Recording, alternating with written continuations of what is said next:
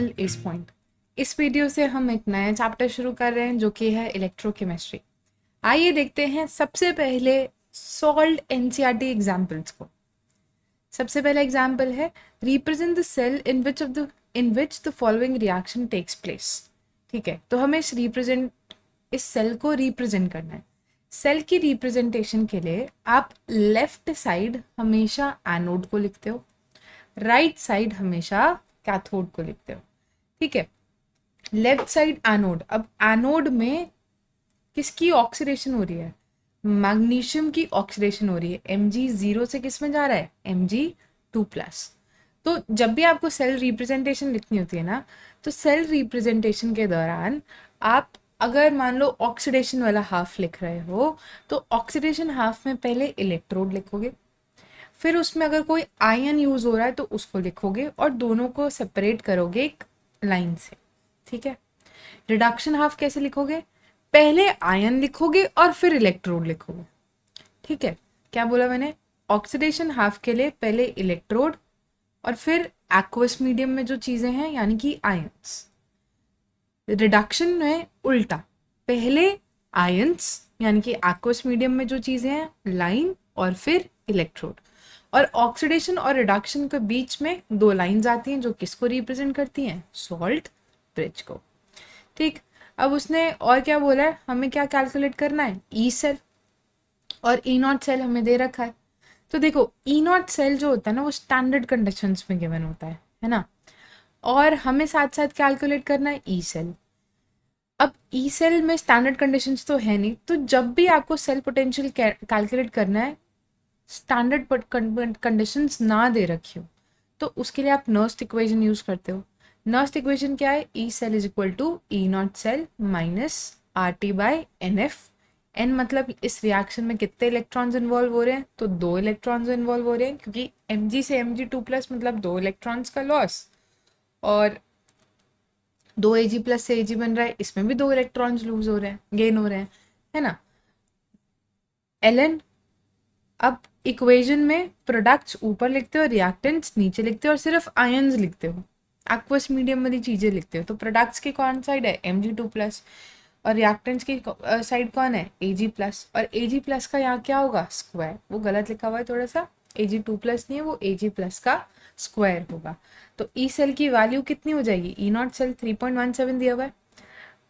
अब Ln को लिख सकते हो log 2.303, और हमें पता है 2.303 RT बाई एफ की वैल्यू 0.059 होती है, तो यहाँ वो सब्सटीट्यूट करी। लॉग में Mg2+ की कॉन्सेंट्रेशन 0.130 लिख दी और Ag+ की कॉन्सेंट्रेशन 0.001 का स्क्वायर।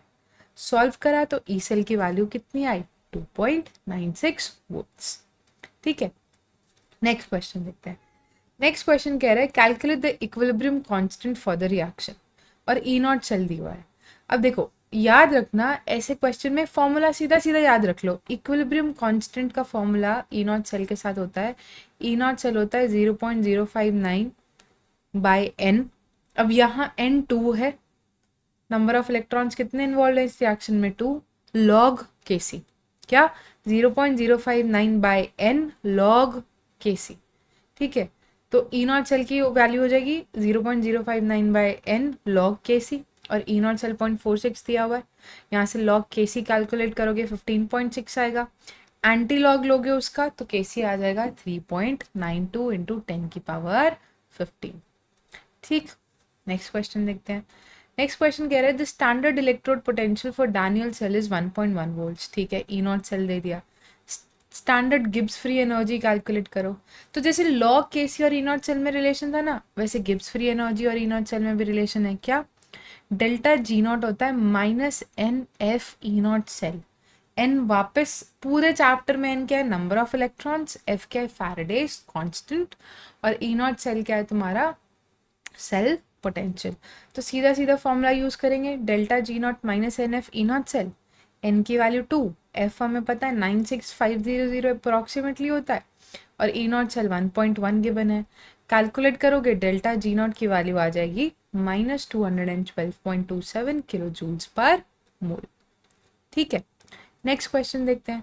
नेक्स्ट क्वेश्चन कह रहा है resistance of a conductivity cell filled with 0.1 mole पर litre KCl solution is 100 ohms। ठीक है।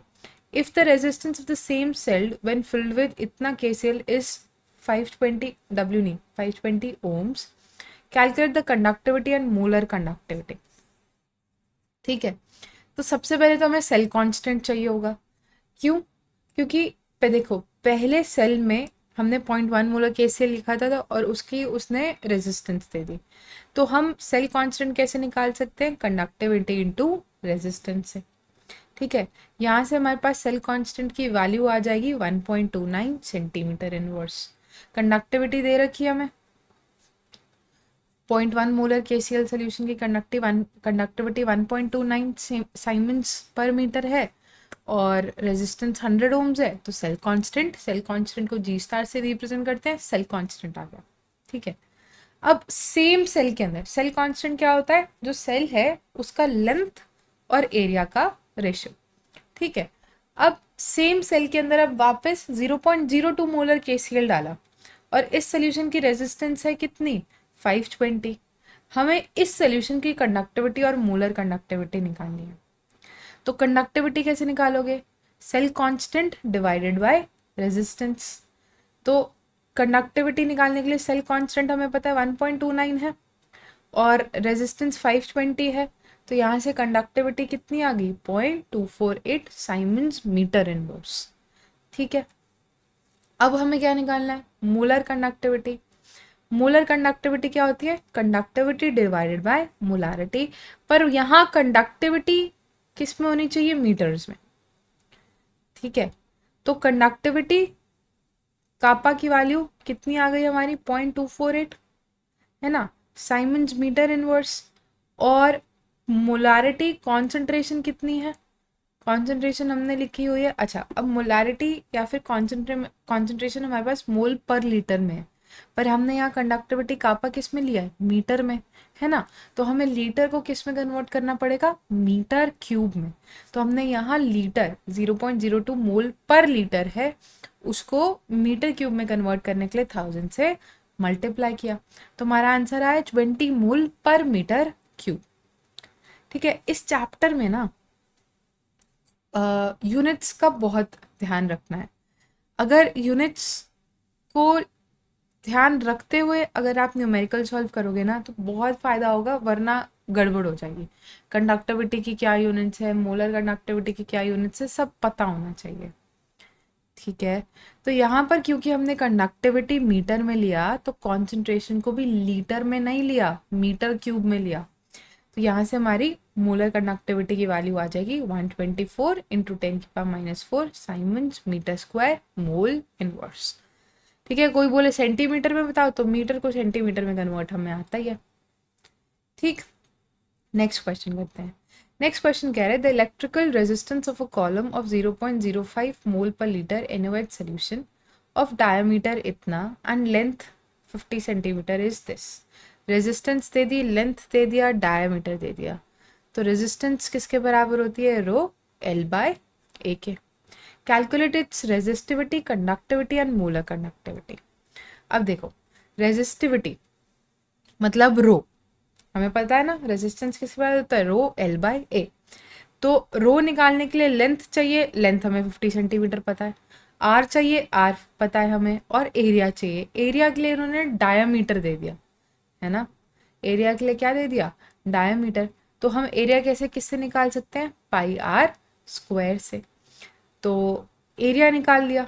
अब एरिया निकालने के बाद रेजिस्टिविटी आसानी से निकाल सकते हैं। कैसे? Resistance is equal to rho L/A से। रेजिस्टिविटी आ गई। कंडक्टिविटी निकालनी है। कंडक्टिविटी क्या होता है? Inverse of resistivity. तो जो भी रेजिस्टिविटी आई उसका उल्टा कर दो तो तुम्हारी कंडक्टिविटी आ गई। फाइनली क्या निकालनी है हमें? Molar conductivity. अब यहाँ पर कंडक्टिविटी सेंटीमीटर में है ना, तो अगर तुम्हें मोलर कंडक्टिविटी निकालनी है सेंटीमीटर्स में तो kappa into 1000 divided by C। Molar conductivity का formula kappa into 1000 divided by C। यहाँ कापा सेंटीमीटर में लोगे। जब भी kappa into 1000 divided by C कर रहे हो तो कापा की वैल्यू किस में लोगे? सेंटीमीटर्स में।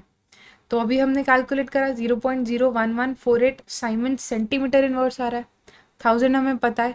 और सी क्या ले, कॉन्सेंट्रेशन किस में ले, मोल पर लीटर में। कॉन्सेंट्रेशन किस में लेनी है, मोल पर लीटर में। तो वैल्यू कैलकुलेट करोगे तुम्हारी मोलर कंडक्टिविटी आ जाएगी 229.6 siemens centimetre square mole inverse. ठीक, नेक्स्ट क्वेश्चन देखते हैं। नेक्स्ट क्वेश्चन कह रहा है molar conductivity of KCl solution दिया हुआ है, plot a graph between lambda and and C half. ठीक है, तो अब देखो लैम्डा एम दिया हुआ है, सी दिया हुआ है, तो सबसे पहला तुम्हारा काम क्या है, सी हाफ, मतलब सी हाफ कह रही हूँ, रूट सी कैलकुलेट कर लो। ठीक है, ग्राफ लो, लैम्डा एम वर्सेस रूट सी कैसा आना चाहिए, स्ट्रेट लाइन आना चाहिए। कौन सा लॉ है ये, कोलेरॉश लॉ है ना। तो कोलेरॉश सॉरी कौन सा लॉ है, डी बाय हकल्स लॉ है ना। तो डी बाय हकल्स लॉ कहता है स्ट्रॉन्ग इलेक्ट्रोलाइट्स के लिए lambda M directly proportional to root C होता है। लैम्डा एम प्लॉट करो वाई एक्सिस पर, रूट सी प्लॉट करो एक्स एक्सिस पर। ठीक है, तो यहाँ से तुम्हारा ऐसा कुछ ग्राफ दिखेगा। अब ये जो ग्राफ है ना, इसको पीछे वाई एक्सिस तक लेके जाओ, उस पॉइंट तक टच करो जहाँ पर एक्स की वैल्यू 0 हो। वो पॉइंट तुम्हें क्या देगा, इंटरसेप्ट, और वही पॉइंट होता है तुम्हारा लैम्डा इन्फिनिटी या फिर लैम्डा नॉट। लैम्डा नॉट मतलब molar conductivity at infinite dilution. समझ में आया? ठीक है, नेक्स्ट क्वेश्चन है calculate lambda not M for calcium chloride and magnesium sulphate from the data given in the table 3.4। तो एनसीईआरटी में एक तो टेबल 3.4 गिवन है, उसमें जो भी डेटा गिवन है वो मैंने यहाँ लिख दिया है। अब लैम्डा नॉट एम अगर हमें कैलकुलेट करना है तो हम किसकी हेल्प से कैलकुलेट कर सकते हैं, कोलेरॉश लॉ। कोलेरॉश लॉ कहता है कि अगर पूरे कंपाउंड का तुम्हें मोलर कंडक्टिविटी कैलकुलेट करनी है तो वो किसके बराबर होगी, इंडिविजुअल आयंस के मोलर कंडक्टिविटी को ऐड करके। तो कैल्शियम क्लोराइड के लिए अगर कैलकुलेट करना है तो वो किसके बराबर होगा, कैल्शियम की कंडक्टिविटी प्लस 2 क्लोरीन है तो 2 टाइम्स क्लोरीन की कंडक्टिविटी।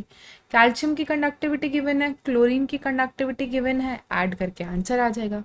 ऐसे ही वो बोलते हैं मैग्नीशियम सल्फेट की कंडक्टिविटी बतानी है तो किसके बराबर होगी, मैग्नीशियम आयन की कंडक्टिविटी प्लस सल्फेट आयन की कंडक्टिविटी, तो उससे आंसर आ जाएगा, है ना। चलिए नेक्स्ट क्वेश्चन देखते हैं। नेक्स्ट क्वेश्चन कह रहा है लैम्डा नॉट एम NaCl का दे दिया, HCl का दे दिया और NaAC का दे दिया। AC माने एसिटेट आयन, हमें निकालना है HAC का।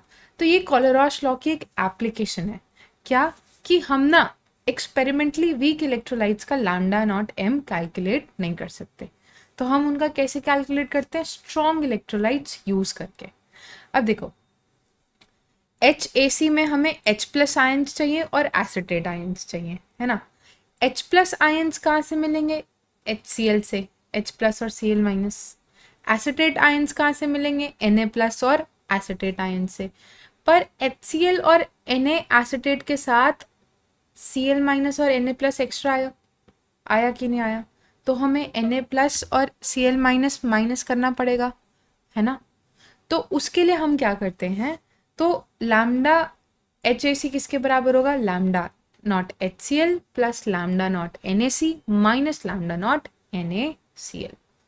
वैल्यूज दे रखी है, कैलकुलेट करके आंसर आ जाएगा 390.5। चलिए नेक्स्ट क्वेश्चन देखते हैं।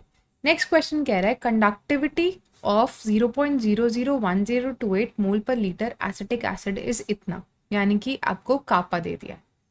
Calculate its dissociation constant if for acetic acid if lambda not M for acetic acid.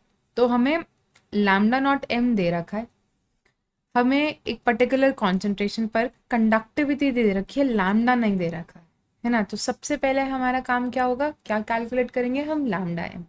Lambda M किसके बराबर होता है, कापा बाय सी। ठीक है, कापा क्या हमें गिवन है, बिल्कुल गिवन है। कॉन्सेंट्रेशन गिवन है, बिल्कुल गिवन है। अब ध्यान रखना क्योंकि कापा सेंटीमीटर में और कॉन्सेंट्रेशन लीटर्स में, तो ऊपर एक 1000 का फैक्टर आएगा।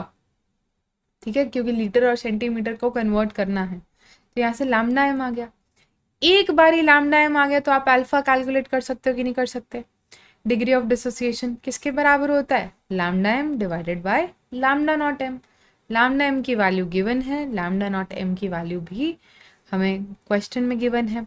तो यहाँ से अल्फा आ गया, अल्फा आ गया तो डिसोसिएशन कांस्टेंट किसके बराबर होता है, dissociation constant k is equal to C alpha square upon 1 minus alpha.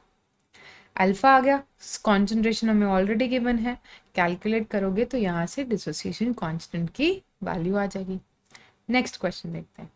Next question कह रहा है a solution of copper sulphate is electrolysed for 10 minutes, time दे दिया, with a current 1.5 amperes. What is the mass of copper deposited at cathode?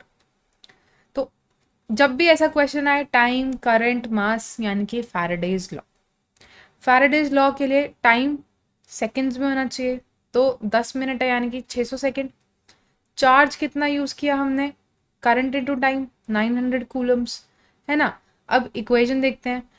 Copper 2+ से copper solid बनाने के लिए हमें 2 इलेक्ट्रॉन चाहिए होते हैं, तो 1 मोल कॉपर 2+ को 1 मोल कॉपर सॉलिड में बनाने के लिए 2 फैराडे चाहिए होगा, यानी कि हमें 2 फैराडे मतलब 2 इंटू 96487 कूलम चाहिए होगा 1 मोल कॉपर डिपॉजिट करने के लिए, यानी कि कितना 63 ग्राम्स। वापस से इक्वेशन से 1 कॉपर 2+ को 2 इलेक्ट्रॉन चाहिए, तो 1 मोल कॉपर 2+ को 2 मोल इलेक्ट्रॉन चाहिए होगा, 2 मोल इलेक्ट्रॉन पे 2 फैराडे चार्ज होगा, 2 फैराडे चार्ज 63 ग्राम्स कॉपर करता है, तो 900 कूलम्स कितना कॉपर करेगा, निकाल सकते हो आसानी से। तो आंसर क्या आएगा, 0.2938 ग्राम्स। तो ये थे इलेक्ट्रोकेमिस्ट्री के सारे सॉल्व्ड एग्जाम्पल्स। नेक्स्ट वीडियो में हम देखेंगे इलेक्ट्रोकेमिस्ट्री के ही हमारे अनसॉल्व्ड एग्जाम्पल्स। तब तक के लिए students keep studying and keep growing.